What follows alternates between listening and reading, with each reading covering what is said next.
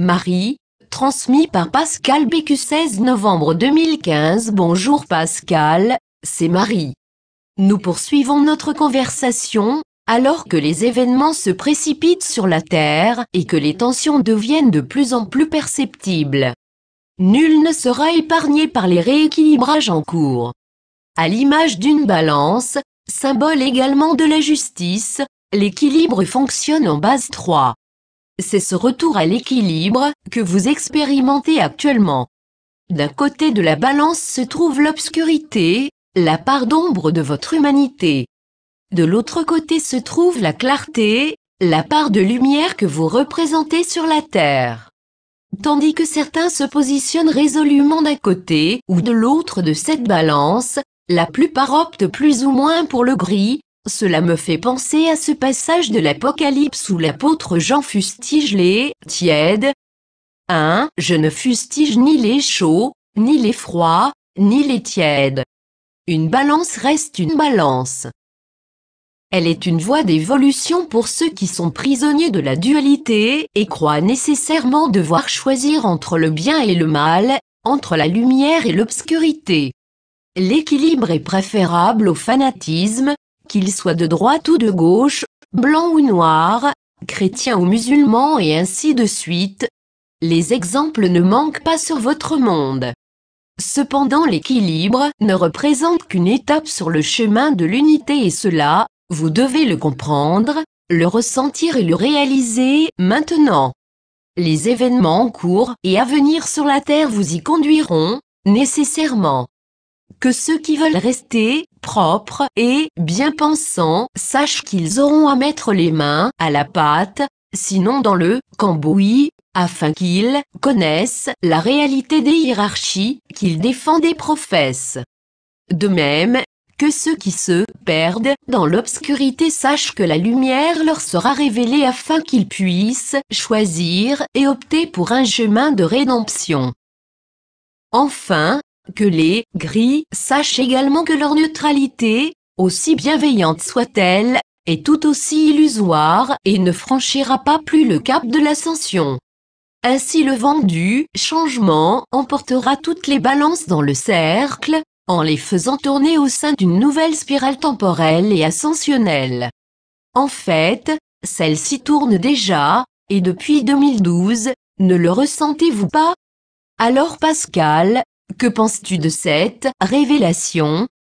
Je comprends mieux pourquoi ceux qui ont choisi le service de la lumière se trouvent confrontés à tant de difficultés, pourquoi ceux qui se croyaient plongés dans l'obscurité se voient offerts les moyens de refaire surface, et combien ceux qui se croyaient à l'abri du changement auront nécessairement à y faire face.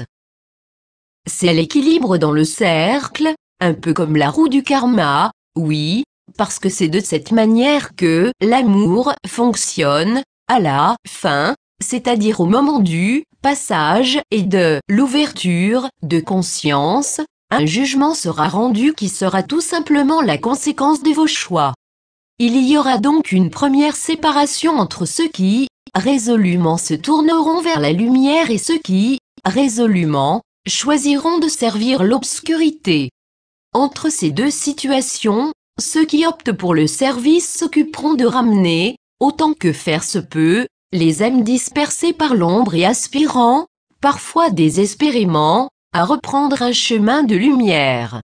Un nouvel équilibre est en passe d'être atteint sur la Terre pour permettre un basculement de l'autre côté de l'ombre, qui est à traverser pour permettre le passage à une nouvelle lumière.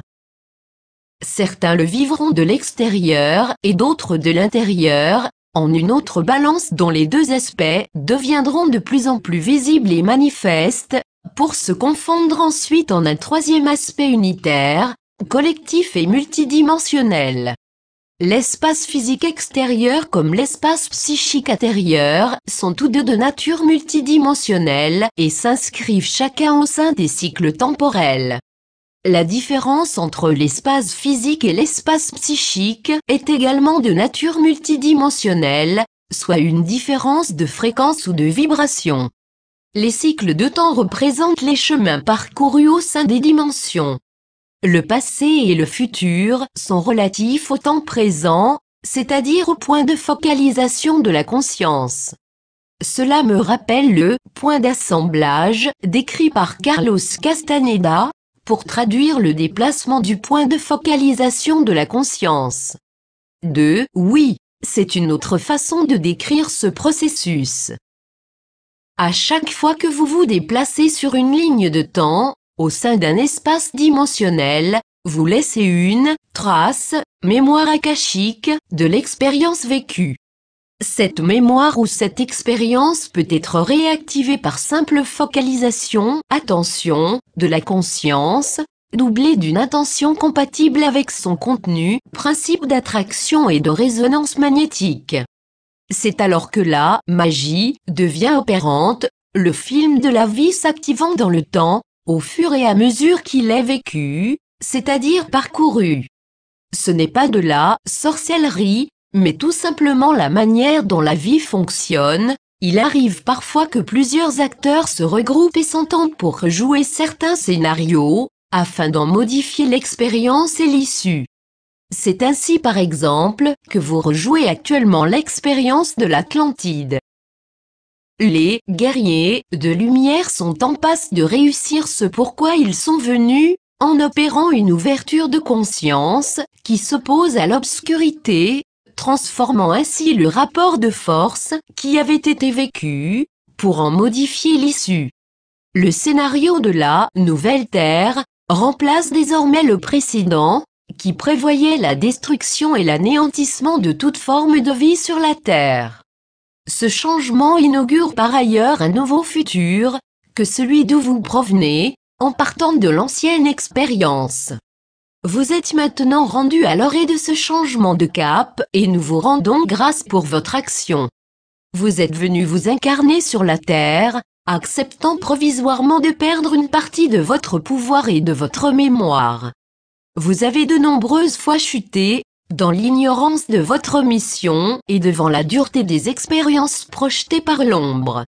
Cependant vous avez tenu bon et résisté jusqu'à ce jour. Plus même, vos appels nous parviennent qui exigent des réponses et forcent l'admiration de ceux qui vous observent et attendent de vous rencontrer, pour vous aider et vous remercier. Vous êtes le sel de la terre et la lumière du monde. 3. Ces paroles sont plus que jamais d'actualité, alors que les forces de l'ombre tentent désespérément de maintenir leur pouvoir sur la terre et qu'un nouveau soleil s'apprête à faire son apparition dans le ciel.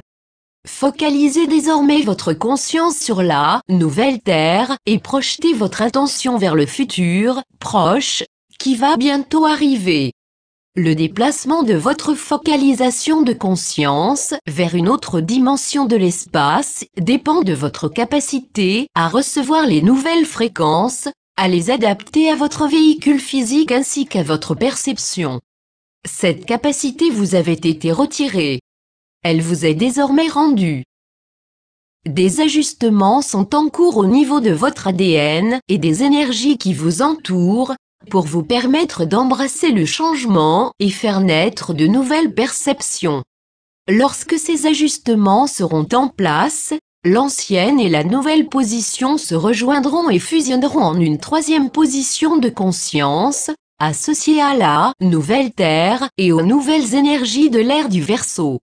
Votre espace dimensionnel intérieur comme extérieur s'en trouvera ainsi transformé et régénéré, de sorte que d'autres êtres pourront y avoir accès en provenance d'autres dimensions plus évoluées de la vie.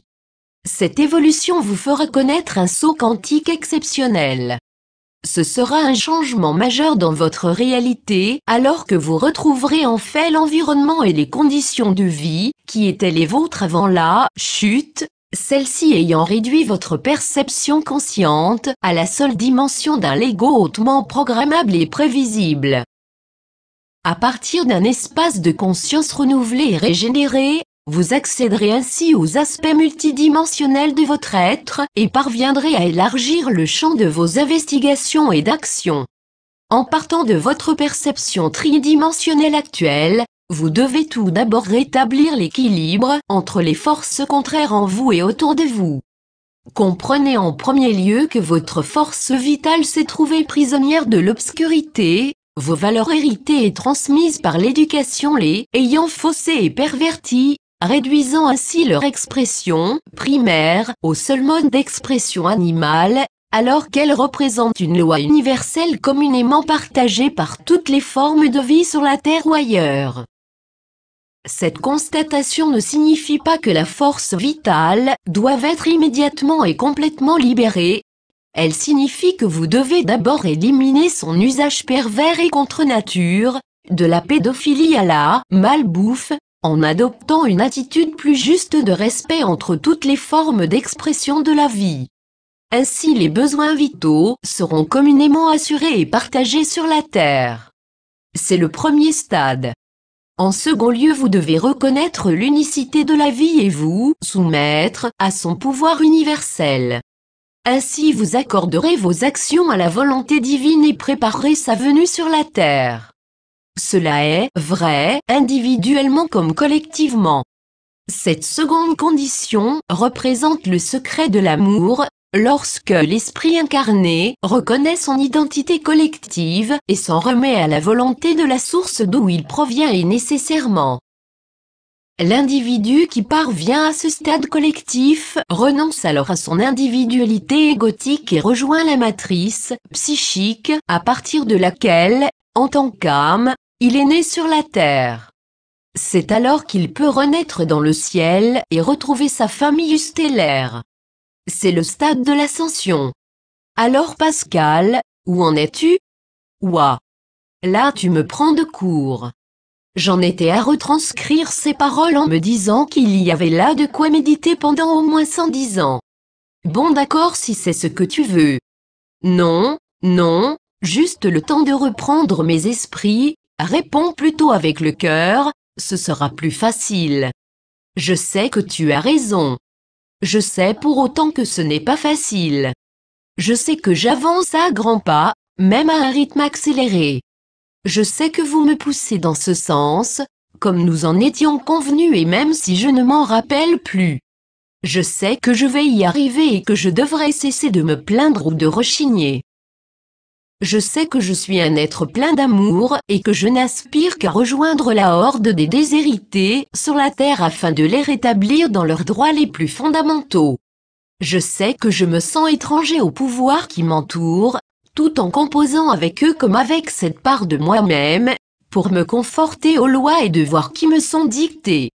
Je sais que je suis un guerrier de lumière et que de ce fait je n'aurai de cesse de chercher mon chemin dans l'obscurité. Je sais que c'est ainsi que je t'ai rencontré et que jamais je ne l'oublierai. J'aime bien quand tu perds la tête. Préparez-vous au basculement et à la manifestation de la lumière sur la terre et en vous, si ce n'est déjà fait. Ce n'est ni un commandement, ni un devoir. Ce n'est pas non plus une compétition et nous vous encourageons à ne pas aller plus vite que la musique pour ne pas tomber prématurément du nid, pour ceux qui se sentiraient pousser des ailes, mais dont l'envol ne serait pas encore assuré. Prenez le temps la maturation. Le cycle de transformation de la chenille en papillon varie de quelques jours à quelques mois, et cela est inscrit dans le grand livre de la nature. Votre propre cycle y est également inscrit, comme celui de la Terre au sein du système solaire, ou celui du Soleil au sein de la galaxie.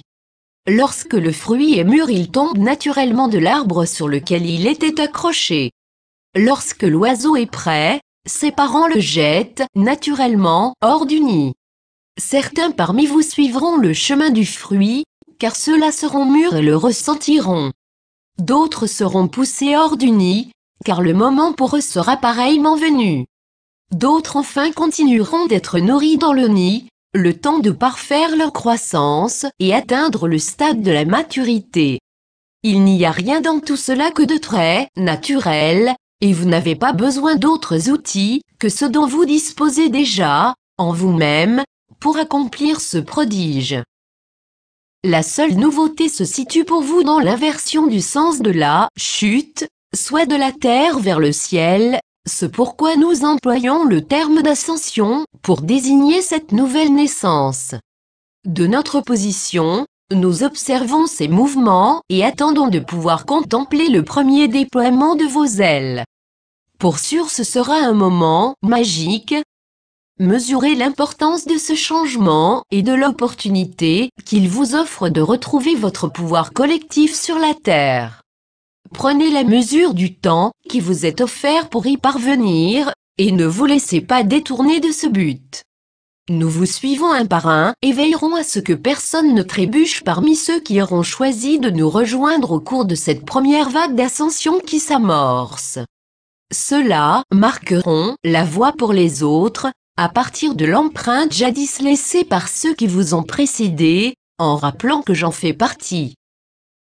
Ces différentes empreintes se compléteront et ouvriront en grand le portail d'ascension sur la Terre et pour la Terre, ces deux aspects se rejoignant dorénavant en un espace d'évolution et d'ascension commune.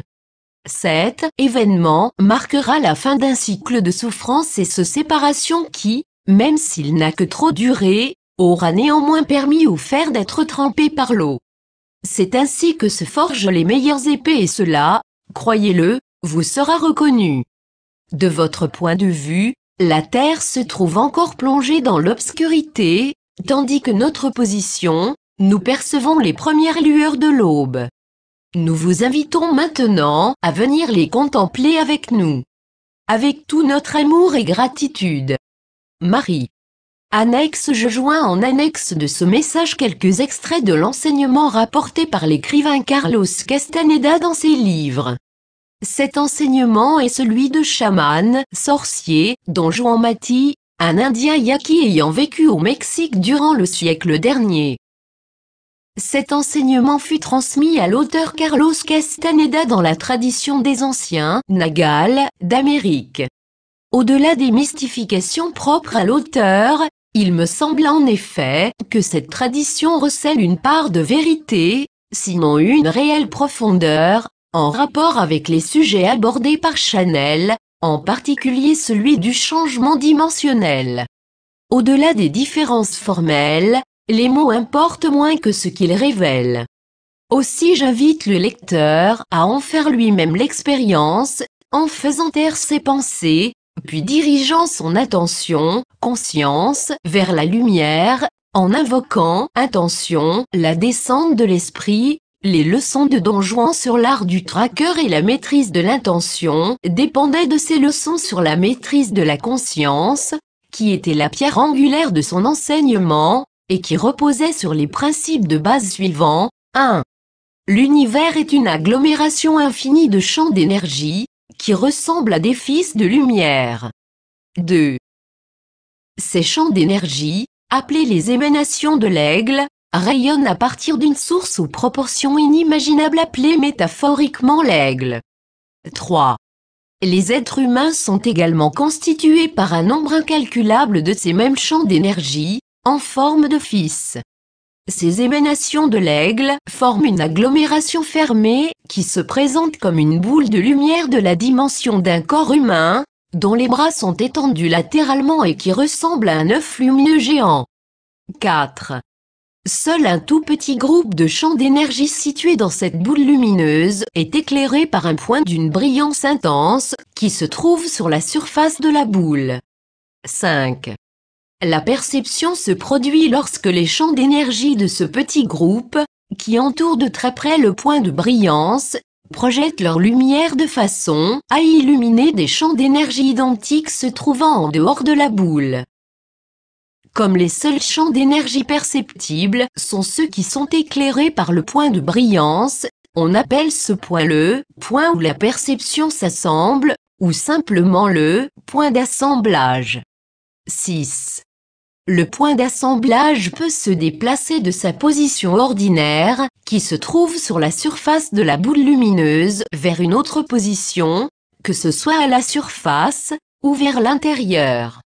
Comme la brillance du point d'assemblage peut éclairer n'importe quel champ d'énergie avec lequel il entre en contact, il fait immédiatement briller de nouveaux champs d'énergie et les rend perceptibles lorsqu'il s'est déplacé vers une position nouvelle. Cette perception est appelée « voir ». 7. Quand le point d'assemblage bouge, il permet la perception d'un monde tout à fait différent, aussi objectif et aussi réel que celui que nous percevons en temps normal. Les sorciers vont dans cet autre monde pour y trouver de l'énergie, de la puissance, des solutions à des problèmes généraux ou particuliers, ou pour affronter l'inimaginable. 8. L'intention est la force universelle qui nous fait percevoir. Nous ne devenons pas conscients parce que nous percevons. En fait, nous percevons à cause de la pression et de l'intrusion de l'intention. 9. L'objectif des sorciers est d'accéder à un état de conscience totale afin d'expérimenter toutes les possibilités de perception qui s'offrent à l'homme. Cet état de conscience implique même une autre façon de mourir. Carlos Castaneda, La force du silence, introduction. N'importe quel mouvement du point d'assemblage ressemble à la mort, dit-il. Tout en nous se débranche, puis se rebranche à une source de puissance bien plus grande. Cette amplification d'énergie est ressentie comme une anxiété mortelle. Que dois-je faire lorsque cela se produit ? Demandai-je. Rien, dit-il, il faut seulement attendre. L'accès d'énergie passe.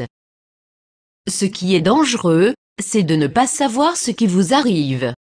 Une fois qu'on le sait, il n'y a pas de danger véritable. La position de l'autocontemplation, poursuivit Don Juan, force le point d'assemblage à assembler un univers de fausse compassion, mais de cruauté et d'égocentrisme très réel. Dans cet univers, les seuls sentiments réels sont ceux qui conviennent à celui qui les éprouve. Pour un sorcier, l'implacabilité n'est pas la cruauté. L'implacabilité est le contraire de l'apitoiement sur soi-même et de la suffisance. L'implacabilité est la sobriété. Je crus que j'avais attrapé Don Juan en train de se contredire. Je lui fis remarquer que la guerre était un état naturel pour le guerrier, que la paix était une anomalie. C'est exact, admit-il. Mais la guerre, pour un guerrier, ne se traduit pas par des actes individuels ou collectifs stupides ou par une violence gratuite. La guerre, pour un guerrier, est la lutte totale contre le moi individuel qui a privé l'homme de son pouvoir. Carlos Castaneda, La force du silence, la descente de l'esprit. Un sorcier perçoit ses actions avec profondeur, dit-il. Ses actions sont, pour lui, tridimensionnelles. Elles ont un troisième point de référence. Comment un troisième point de référence peut-il exister ? Demandai-je, avec une nuance de mécontentement. Nos points de référence nous sont essentiellement fournis par notre perception sensorielle, dit-il. Nos sens perçoivent et trient ce qui est urgent pour nous et ce qui ne l'est pas. En nous servant de cette distinction de base, nous trouvons le reste. Pour trouver ce troisième point de référence, on doit percevoir deux endroits à la fois. Carlos Castaneda, La force du silence, manier l'intention. 1. Écrit à l'ange de l'église de Laodicée, voici ce que dit l'Amen, le témoin fidèle et véritable, le commencement de la création de Dieu. Je connais tes œuvres. Je sais que tu n'es ni froid ni bouillant. Puisses-tu être froid ou bouillant? Ainsi, parce que tu es tiède, et que tu n'es ni froid ni bouillant, je te vomirai de ma bouche. Apocalypse de Jean chapitre 3/14-16, 2, voir note annexe. 3. Vous êtes le sel de la terre. Mais si le sel perd sa saveur, avec quoi la lui rendra-t-on? Il ne sert plus qu'à être jeté dehors, et foulé aux pieds par les hommes. Vous êtes la lumière du monde. Une ville située sur une montagne ne peut être cachée. Et on n'allume pas une lampe pour la mettre sous le boisseau, mais on la met sur le chandelier, et elle éclaire tous ceux qui sont dans la maison. Matthieu 5, 13-14,